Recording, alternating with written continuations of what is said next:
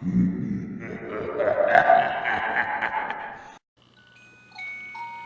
are you? Peekaboo, I found you.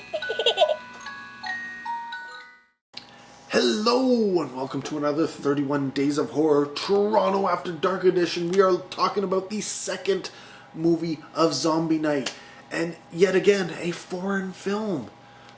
What? Yes.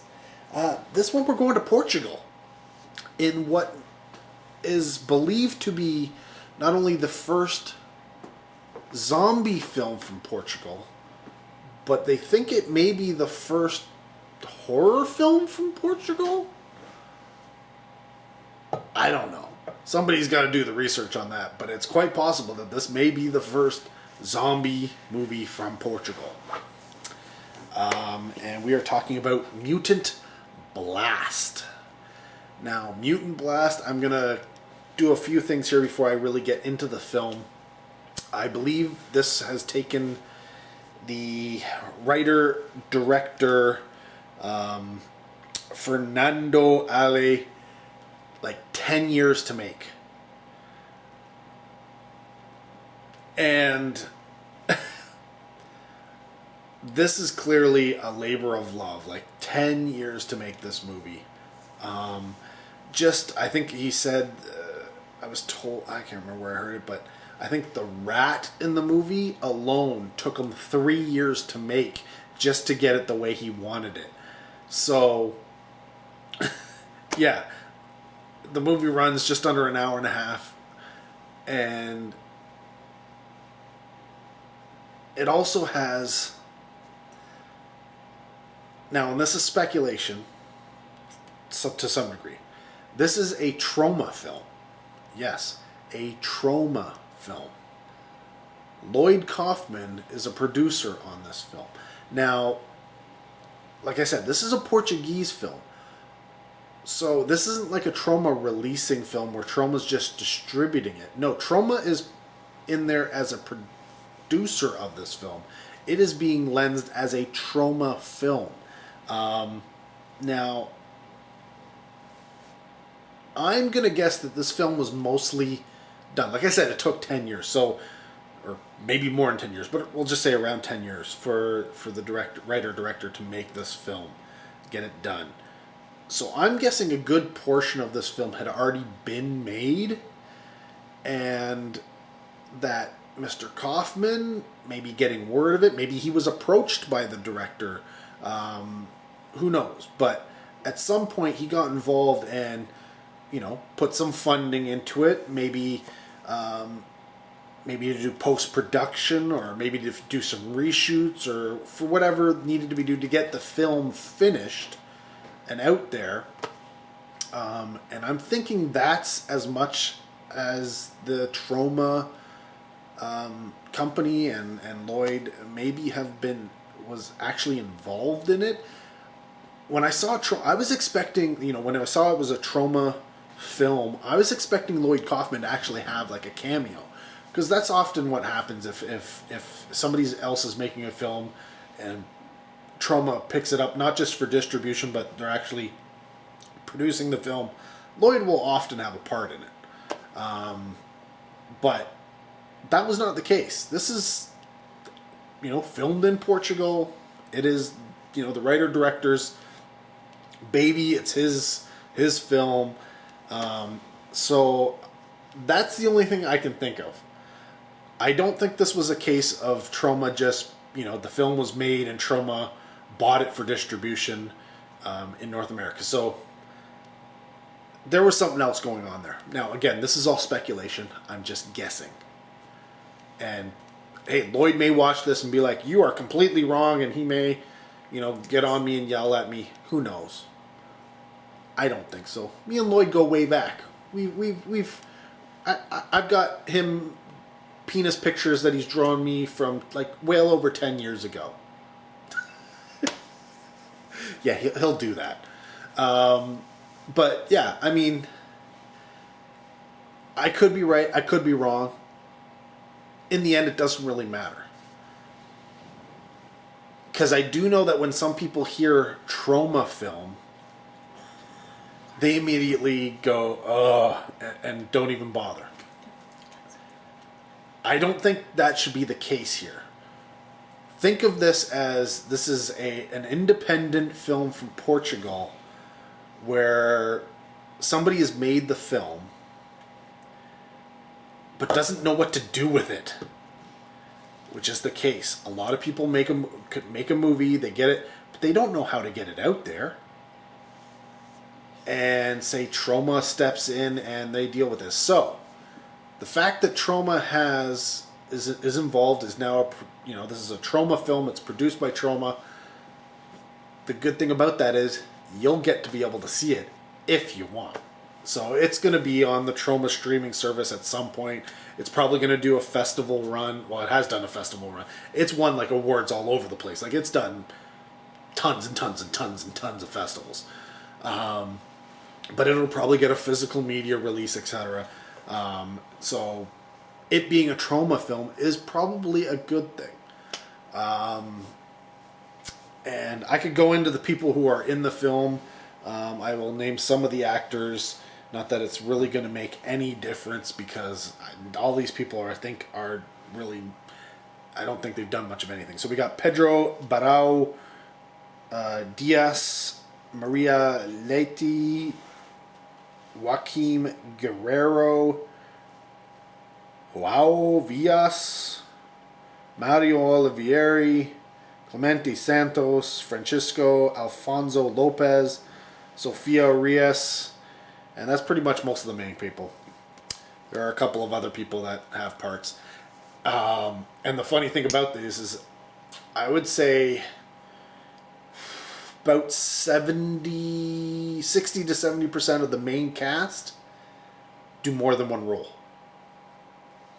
So somebody who is one character will play another character in the film as well. But you never really know it because maybe it's a zombie. They play a zombie, so they're all in makeup and you don't know it's them. Or maybe they're in a costume so you don't see them or something along those lines. But there are quite a few of them. And heck, there's one guy, I think he plays 3 or 4 roles. But what is this movie about? I know, I've gone through all this stuff. You don't even know what this movie's about yet. I don't think it has it might have a trailer, but I don't think it does. I could be wrong. But this... well, it's zombie night, so there's zombies, right? It is kind of like a post-apocalyptic world.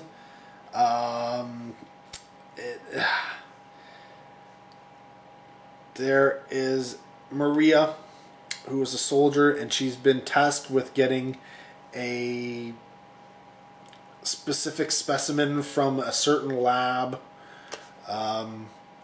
a super soldier type thing of some sort, and bring it back to their home base. Why? Because it is involved with a company that is doing, terrible experiments, which essentially brings about the zombie apocalypse and a mutant creates mutants through radiation. Essentially, we'll leave it at that. And the rest of it you'll have to see in the film. So it's an adventure film. It's a journey film. It's people going through this apocalyptic world, trying to get from one location to another. It obviously involves genetic or superhuman, genetically altered people, zombie people, who they don't call zombies. It's Z blah blah blah, blah IE, because they don't want to call them zombies because they are infected people who have been modified by this experimentation. So it's not like they died and then came back to life, which would technically make them zombies. So they're not zombies technically, and they make a point of saying that over and over and over in the film. And so you got zombies, then we got mutants, radiation mutants. We got rat people, we've got dolphin people, we've got lobster people, we've got people with 3 ears, people with 5 ears, people with 3 eyes, people with 7 hands, whatever. there's all sorts of weird stuff going on. This is, it's gory. There's over the top gore. There's this, I mean, it is just bonkers. Absolutely bonkers. I don't even know where to go with this film. The film, we'll just say, the film is not very well done. Okay? This is an independent film by people who don't really know what they're doing, but at the same time, spend enough time doing it that they put together something quite entertaining. Because I'll say the film is maybe a 2 out of 5 at best, but I love the shit out of it. It is so weird and so stupid that, I mean, like, there's a lobster man versus a dolphin man fight. How can you not love that? How can you not love that? But I'm sorry, but that's just, that alone sells me on this movie. I didn't need to see anything else other than that, and I would have been like, this is the best movie ever. But it's shit. Like, it just goes on and on and on and on and on. You're just like, okay, I've seen the same zombies die the same way for half an hour. I don't need to see this anymore. But goddamn, lobster versus dolphin man. I'm telling you, it's gold. It's gold. Oh man, this is one of those films that Leslie would have hated it. She would have hated it with a passion. As soon as there was a lobster man, she would have been like, what the fuck? And she probably would have said that out loud in the theater. Like, I'm telling you. I want to say so much more, but I can't. I probably gave away too much with the lobster man versus dolphin man, but at the same time, that's what they were using to sell this movie, to sell tickets. So I already knew about that going in, so I'm throwing that out there. But yeah, it's funny. The film is funny. It is so stupid that it's funny. But it's intentionally stupid funny. This is the thing about this film. It knows what it's doing. It makes reference to so many different genres and different movies and stuff like that. They actually, I'm gonna say it.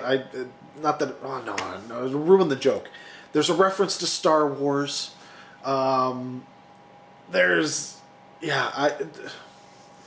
It's one of those things where this film is made by people who love the genre. That's why it has the charm it does. That's why it works. This is not some people who are out there trying to make a movie to make a quick buck. So they're trying to do, the cheapest special effects and just get it out there. And, we're going to make an 1.5 hour movie and it's going to be the same scene 3 times through the movie. And we're going to use this effect 14 times because it saves us money. No, these are guys who, they were trying to make whatever they had envisioned in their head and put it on screen however they could figure out how to do it. And yeah, I think in the end credits, the director is literally listed as director, and something in like subtitles about managing to stay out of bankruptcy since 2015. So clearly this has been one of those things where it's been like, I have some extra money, let's shoot some more, or like I can do something better here, or one of those type of things. And that brings me back to the Troma thing, where I think it was literally at the end, Troma came in and Lloyd said, here, finish the film. I love what you've been doing. It's independent. It's how we make films. It's how films should be made. Finish it, get it done, and let the world see it. And the world is loving this movie. Absolutely loving it. But yeah, it is not for everybody. It is so not for everybody. It's not going to get a recommend from me for general audiences. If you like trauma films, if you like the so bad it's good films, if you like those films that are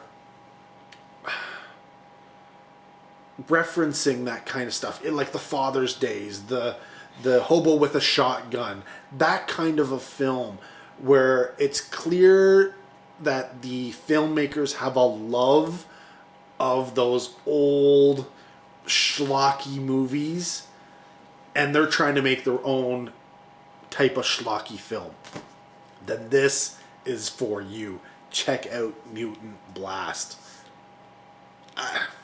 Lobster dolphin fighting. Oh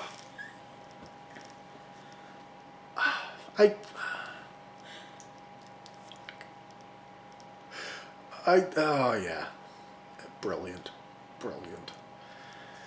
Anyways, if you've seen the film, if you're a fan of trauma, comment down below. Love to talk to you about it. But yeah, if you've seen the film, comment what did you think about it. Keep it spoiler free as much as possible, but you can talk about a lobster and a dolphin if you want. But yeah, comment down below. Love to hear from you. More 31 Days of Horror in Toronto After Dark to come, I'm sure. So stay tuned. Thanks for watching. Till next video, take care. Have a good one.